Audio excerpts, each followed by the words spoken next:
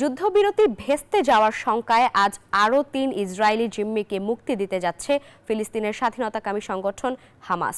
বিনিময়ে ৩৬৯ ফিলিস্তিনিকে মুক্তি দেবে ইসরায়েল। এদিকে ডোনাল্ড ট্রাম্পের গাজা খালি করার পরিকল্পনার বিরুদ্ধে আরব দেশগুলোর পরিকল্পনায় উঠে এসেছে উপত্যকায় শাসন পরিচালনার নতুন কাঠামো।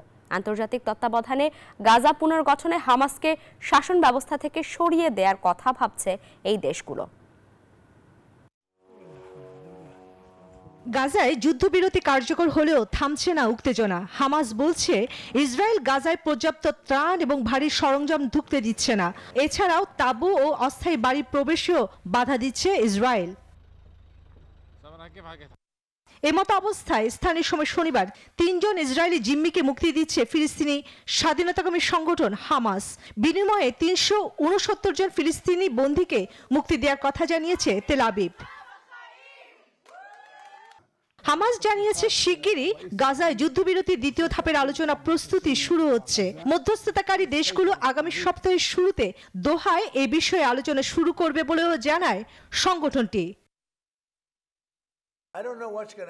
এর আগে শনিবার দুপুর 12টার মধ্যে সব ইসরায়েলি জিম্মিদের মুক্তি না দিলে গাজায় যুদ্ধবিরতি বাতিলের হুঁশিয়ারি দিয়েছিলেন।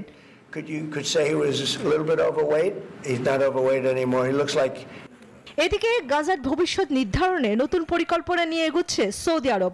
মার্কিন প্রেসিডেন্ট ডোনাল্ড ট্রাম্পের গাজা খালি করার পরিকল্পনার উপযুক্ত জবাব দিতে এই মাসে রিয়াদে একটি গুরুত্বপূর্ণ বৈঠক করতে যাচ্ছে সৌদি আরব, মিশর, জর্ডান, সংযুক্ত আরব আমিরাতের মতো আরব দেশগুলো। এই বৈঠকে ফিলিস্তিন নিয়ে খসড়ার নানা প্রস্তাব আলোচনা হতে পারে।